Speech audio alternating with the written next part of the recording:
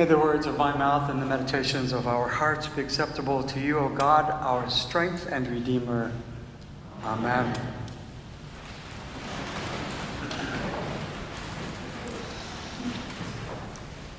In the book of Ecclesiastes, the writer warns vanity of vanities. All is vanity. In the letter to the Colossians, Paul says to get rid of anger, wrath, malice, slander, and abusive language, and do not lie to one another. In the gospel, the parable of the rich man, did you catch the use of first-person pronouns present in just a couple of sentences? The rich man seems to take credit for all his success without referring to employees and perhaps family members who helped enable that success. He doesn't refer to others, nor does he give thanks to God.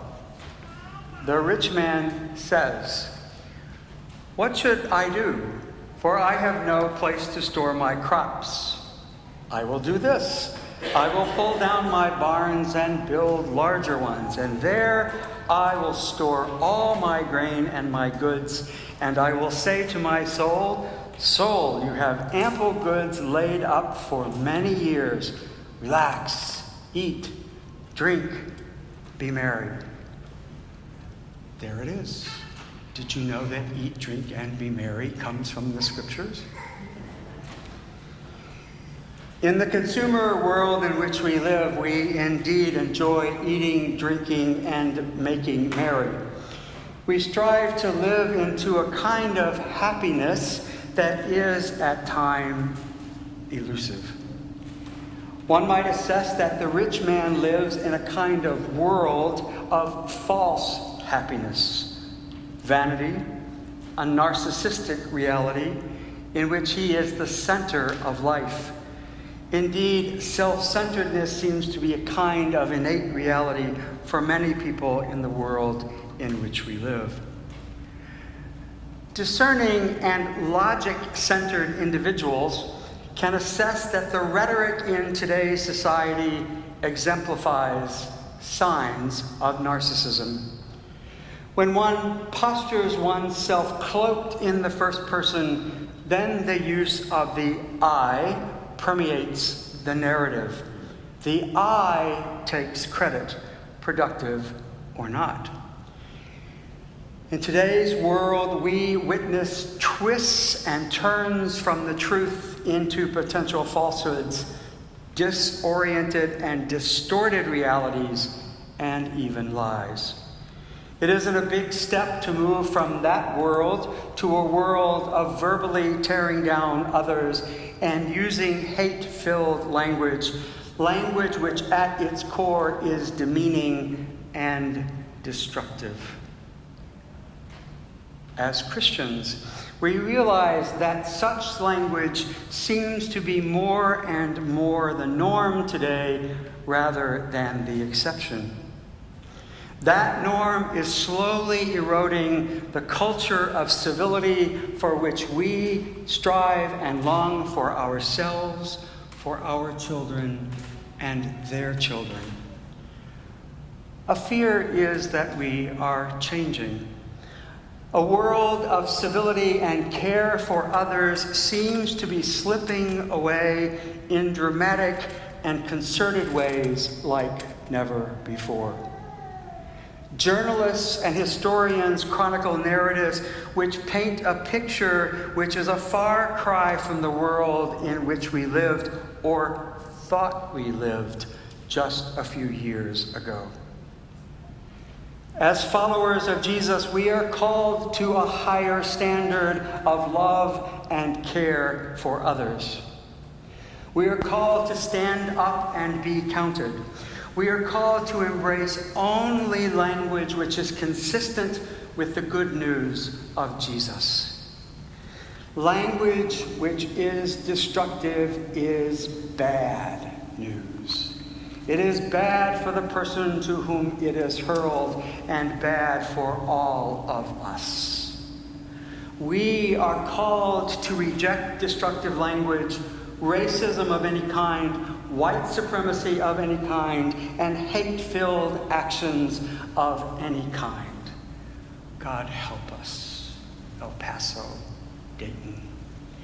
We are called to live into a reality which is consistent with the wisdom and love of God in Jesus. We don't live in isolation from others. We are knit together in a fabric which ties each of us together in a community, a local community, a national community, an international community, and the community of faith we call the beloved community of God. We are one with those who suffer wherever they are in life. That which tears down one ultimately tears down all. That which seeks to harm others seeks to harm all. Unfortunately, we live in a reality where harming others seems to be par for the course. How can that be? The psychologist Dr. M. Scott Peck wrote a book on his many years of counseling individuals. In his book entitled People of the Lie, The Hope for Healing Human Evil, Dr. Peck speaks to evil in the hearts and minds of people whose destructive ways of living weave a web which ensnares others in a systemic reality. That web is so pervasive that it becomes its own reality, a reality counter to good, a reality which thrives in perpetuating hate and the destruction of others. My friends, if that sounds frightening, it is. And it should sound an alarm for all of us. Today we might ask a couple of questions. What must we do to embrace God's compassion and love in our hearts so that others may experience those things as well? What must we do to bring about the reign of God, the love of God in our midst? Questions without easy answers. This past week, a familiar song came to mind. Let there be peace on earth, and let it begin with me. Perhaps we might reshape that text just a little bit. Let there be good on earth, positive energy and love on earth, and let them begin with us. I believe we are here this morning and not to escape the darkness of life, but to bring light into life and to ask God for transformation of the human spirit. We can be catalysts of good and reshape the world in which we live.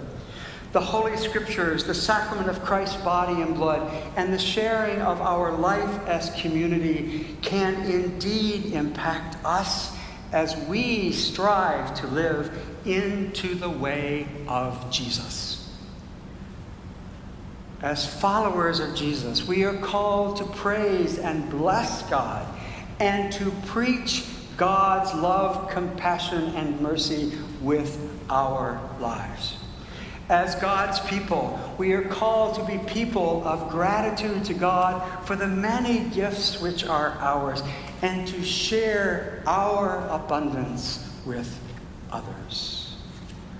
We are called to be people who strive to do good in the world, to build one another up, and to live into a reality which brings about the reign of God, the love of God, the joy of God into the world. We can do that. We have been given the grace already to do that. Let us embrace the grace of God and do all we can to bring about peace, justice, and mercy in our world. We can be active demonstrations of the love of God, a love which cherishes us and enables others to experience God's love through us. May it be so today and every day.